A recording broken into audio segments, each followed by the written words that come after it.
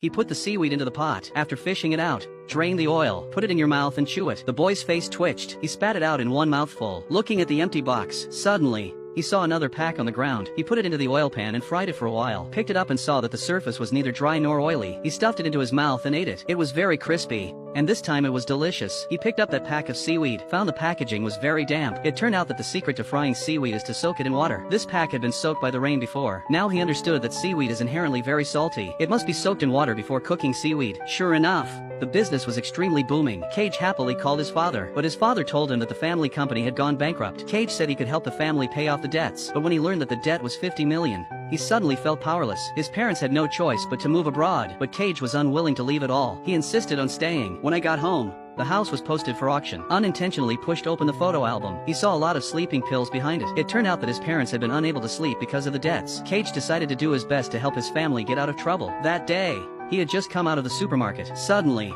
he noticed the logo on the shopping bag. He turned around and found that there were 2 supermarkets nearby. Cage had a bold idea. He could put his seaweed in this chain of supermarkets for sale. In this way, his seaweed could be sold nationwide. Early the next morning, Cage put on a suit and went to the supermarket headquarters. He introduced his product to the marketing manager, but when the manager saw his seaweed, rejected him directly. It turned out that his packaging was too ugly and too big. The shelves could not possibly hold his seaweed. When asked about the price, it was also somewhat high. Cage was very disappointed, but Cage did not give up. He took the seaweed to a brand company. He asked the designers to redesign the packaging. This time, he went to the supermarket manager with the brand new packaging, but the receptionist said the manager was not there. Cage, full of confidence, kept waiting until he saw the manager in the office, who just refused to come out to see him. Cage felt disappointed in his heart. He left with his seaweed in his arms. He left the seaweed to the elevator worker. However, the general manager passed by the elevator. He saw the seaweed on the ground, asked for a few packs to taste. Unexpectedly, it was so delicious that he licked his fingers. Soon, the seaweed became popular in the office.